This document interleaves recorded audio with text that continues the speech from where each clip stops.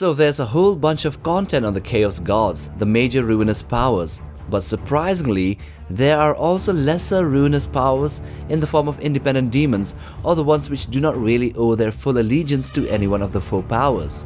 While it is stated that demons of each of the Chaos Gods are like manifestations of their will and wrath, kind of like fingers to the main body, there are however a few that have broken free and now aim for greater heights than just being puppets.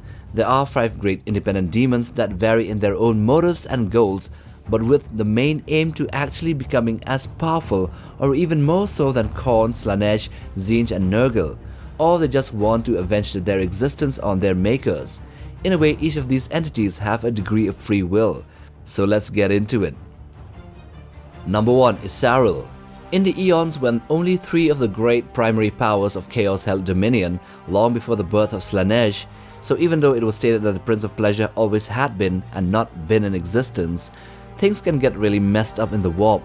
So talking about the material universe's timeline, before that time Isaril, a demon king of commanding stature, rose as a lieutenant under the dark banners of Tzeentch. Yet an insidious ambition festered within the demon's essence, as he harbored a sinister desire to unseat his own master.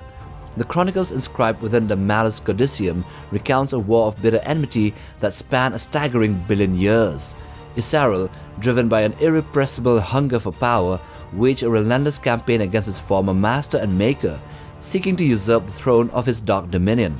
With his immense power, he became known as the Demon King, but despite his formidable might and cunning strategies, the tide of battle turned against him. In a climactic confrontation, Isaril was ultimately defeated and his rebellious ambitions crushed by the very sorcerer god he sought to overthrow. The once mighty Demon King met his demise at the hands of his former master. With Isaril's demise, his vast host of demonic followers found themselves bereft of leadership. In a desperate flight, they fled the chaos-infested realms, seeking refuge in the material universe. There, they established a sinister capital known as Ghul, surrounded by 6 kindred colonies, each a testament to the twisted legacy of their fallen king. The sprawling city of Ghul, also a planet built upon the very mausoleum that housed Isaril's remains, stood as a grim monument of the Demon King's ambition and his ultimate defeat. Around his macabre edifice, a bark of malevolence, the remnants of Isaril's once mighty essence echoes through the ages, casting a shadow over the dark history of the cosmos. Number 2. Vashar. So the origins of Vashar, also known as the Archiphane, remains shrouded in mystery and speculation. Some believe that Vashar was created amidst the reckless arms race of an ancient and galaxy-spanning war. The chaotic conditions and unrestrained pursuit of technological innovation during this conflict might have given rise to the dark entity that eventually became Vashar. Another theory posed that Vashar emerged from the horrors of the dark age of technology of humanity. Conversely, some suggest that Vashar played a role in it, or was even the architect and patron of the horrors associated with the dark age of technology. Another line of speculation ties Vashar's empowerment in the warp to significant technological events, including the birth of the Necrons through biotransference, or the cursed 21st founding of the Adeptus Astartes, and also to the creation of the primary Space Marines. But one thing is for sure, he is known as the Master of the Soul Forges and the God in the Machine. He is a greater demon of chaos, undivided, with a unique sphere of influence. Vashar's ambitions extend beyond serving any specific chaos god. He aspires to ascend as a 5th major chaos god by claiming and restoring an ancient and powerful artifact of the old ones, known as the Lock and Key. Vashar embodies the darker aspects of innovation, curiosity, and technological advancement. He is the demonic demigod of inventors, engineers, scientists, and artisans, devoid of moral conscience and driven to the darkest extremes of experimentation. His realm, the Forge of Souls, within the Immaterium's realm of chaos, is a metaphysical foundry where infernal pacts are sworn and demon weapons and demon engines are forged. Vashar's powers extend to the manipulation of reality and the ability to soar across battlefields amid storms of empyric lightning. In recent times, Vashar has become more active, forging an alliance with Abaddon the Despoiler to seek out the fragments of the key scattered across real space. He created the Arks of Omen void ships, modified from space hulks, to aid in tracking down and restoring the key. The nature of the key remains mysterious, but its potent artifact sought by Vashar is to increase his own power and ascend to become a fifth major chaos god. Number 3. Bel'akor. Bel'akor, also known as the Dark Master and the First Damned, harbors ambitions that are vast and ancient as his existence. Being the very first demon prince raised from mortality by the combined will of all the 4 ruinous powers, Bel'akor is a unique and formidable entity. His ambitions are deeply intertwined with the eternal struggle between the Chaos Gods. Initially, he exploited the jealousy among the gods to gain their favor, avoiding complete allegiance to any single deity. The origins of Bel'akor, the enigmatic demon prince, are shrouded in legends and rumors. Tales whispered among the captive demons and cryptic lore etched on ancient crypt walls recount his immortal reign within the galaxy. Scholars, including the secretive Grey Knights chapter of Space Marines, have sought traces of Bel'akor's presence in the shadows behind the rise of mortal races, but conflicting lies and impossible fabrications are found. Legend speaks of Bel'akor ruling mortal empires since the dawn of time, with each civilization falling to ruin under his malevolence. Bel'akor is a being of immense power, granted portion of each Chaos God's powers during his dark apotheosis as Chaos Undivided. This unique status makes him a potent force in the warp. In battle he wields the Blade of Chaos, a massive sword that shifts between solidity and shadow, capable of cutting through various materials with ease, like phasing in and out. The nature of this weapon is shrouded in mystery, and whether it's a part of Bel'akor himself or a gift from the Chaos Gods remains unknown. Throughout the ages, Bel'akor has ruled as a demigod over countless galactic empires. His deeds are marked by cruelty, cunning, and destructive touch.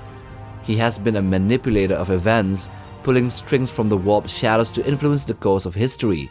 His jealousy towards those who successfully court the favor of the Chaos Gods is a constant theme in his actions. While he might not be completely loyal to any one single deity, Bel'akor's actions align with the broader goals of chaos. He revels in destruction, relishing the chaos and disorder that he spreads. Number 4. Draan. Draan, also known as the Echo of the First Murder and the End of Empires, is a powerful demon with an insatiable thirst for blood and malevolent intelligence.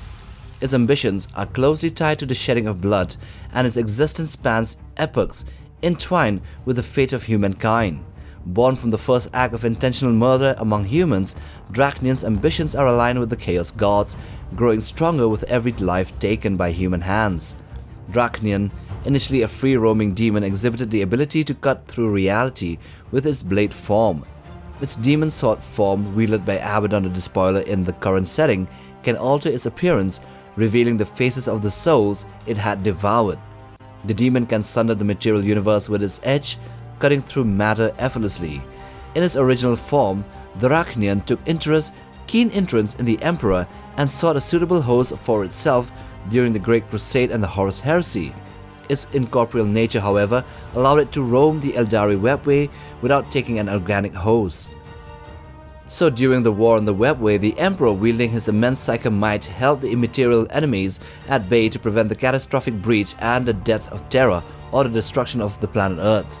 Draan, a formidable chaos entity and an anathema to the Emperor, sought the perfect host on the battlefield to fulfill his sole purpose, to murder the Emperor. The culmination of the battle saw the Emperor activating the Golden Throne, bathing the halls of the webway in golden light. The warp-spawned Draan was compelled to oblige as it stepped out of the shadows to greet the challenge. It had found the form of a tribesman, with furs and a wooden spear, so they took flight at each other. They fought one another, and attempted to strike each other, and 5 talon marks punctured through the Emperor's golden chestplate and shot bleeding fountains of blood into the air. Talon marks pierced the Emperor's golden chestplate, and Draan transformed into a sword with mouths from hilt to tip and took its chance to stab into the gut of the Emperor. But despite the wounds, the Big E, with his incredible psychic strength, entombed the Draan within the last Custodes officer he was with, called Endymion, who was tasked with the Emperor his final command to just run.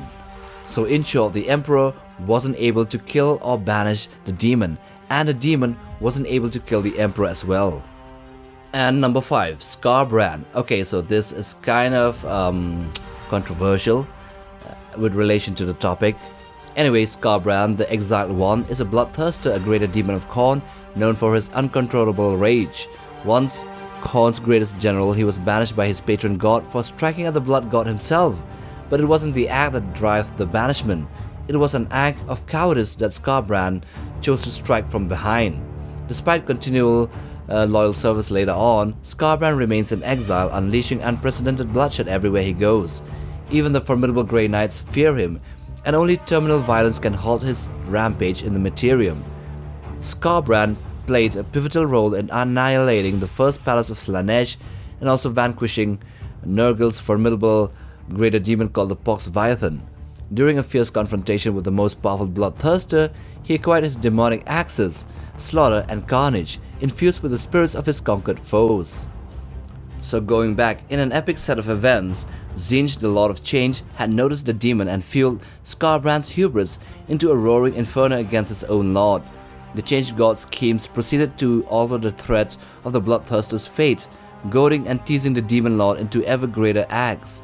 He inflamed the creature's hatred until Scarbran wanted to know if he was stronger than Khorne himself, and he snatched up his axe and struck a blow on his master while Khorne's attention was elsewhere. The bloodthirster's assault, though powerful enough to bring down an entire army, only opened a minute crack in the armor of the blood god, catching his lonely attention. For this act of cowardice and betrayal, he was beaten to a pulp and thrown across the realm of chaos as an example to others who dared challenge the blood god. So even though he was a demon of Khorne, for a short amount of time, he actually had free will and challenged his own patron deity. And those are the 5 independent demons who want to be gods in 40k. Anyway, if you like this video, then check this other one out. And if you want to browse for other content, then check out our channel.